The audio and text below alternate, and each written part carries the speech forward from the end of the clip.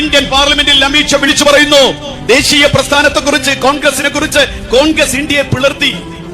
നമുക്കറിയാം, ലാഹോറിൽ 1940-ൽ ജിന്നയുടെ നേതൃത്വത്തിൽ നടന്ന സമ്മേളനത്തിൽ വെച്ച് ടു നേഷൻ തിയറി അവതരിപ്പിച്ചപ്പോൾ അന്ന് ഇന്ത്യൻ നാഷണൽ കോൺഗ്രസ് എടുത്ത തീരുമാനം നമുക്കറിയാം. അന്ന് കോൺഗ്രസിന്റെ പ്രസിഡന്റ് അബുൽ കലാം ആസാദ്. ആരാ അബുൽ കലാം ആസാദ്? അബുൽ കലാം ആസാദ് ജനിച്ചത് തന്നെ മെക്കയിലാണ്.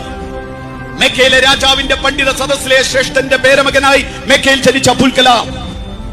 ആ അബുൽ കലാം എന്ന് പറഞ്ഞാൽ അക്ഷരങ്ങളുടെ പിതാവ് എന്നാണ്. അബുൽ കലാം എന്ന പേര് നൽകിയത് മാതാപിതാക്കൾ നൽകിയ പേരല്ല, ജനങ്ങൾ നൽകിയ പേരാണ്. ഖുർആൻ മുഴുവനായി മനഃപ്പാഠമാക്കിയ അബുൽ കലാം, ഖുർആൻ ആദ്യമായി തഫ്സീറുൽ ഖുർആൻ ആദ്യമായി ഉറുദുവിലേക്ക് തർജ്ജമ ചെയ്ത അബുൽ കലാം.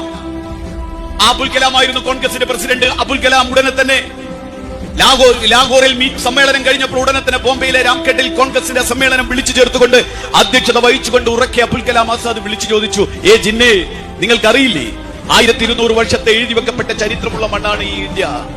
നമ്മുടെ പിതാമഹന്മാർ ഒരുമിച്ച് ജീവിച്ച ഇന്ത്യ, നമ്മുടെ പിതാമഹന്മാർ ഒരുമിച്ച് പഠിച്ച, ഒരുമിച്ച് കച്ചവടം ചെയ്ത, ഒരുമിച്ച് വിവാഹം പോലും ചെയ്ത ഇന്ത്യയിൽ നിങ്ങൾക്ക് എങ്ങനെ പറയാൻ സാധിക്കും ഹിന്ദുവിനും മുസ്ലിമിനും ഒരുമിച്ച് ജീവിക്കുന്ന ഇന്ത്യ സാധ്യമാണെന്ന് ഉറക്കെ വിളിച്ചു ചോദിച്ച അബുൽ കലാം ആസാദിന്റെ ദേശീയ പ്രസ്ഥാനത്തെ കുറിച്ചാണ് അമിത് ഷാ പറഞ്ഞത്. ഈ രാജ്യത്ത് കോൺഗ്രസ് രാജ്യത്തെ പിളർത്തി, ചരിത്രത്തെ മാറ്റിമറിക്കുക.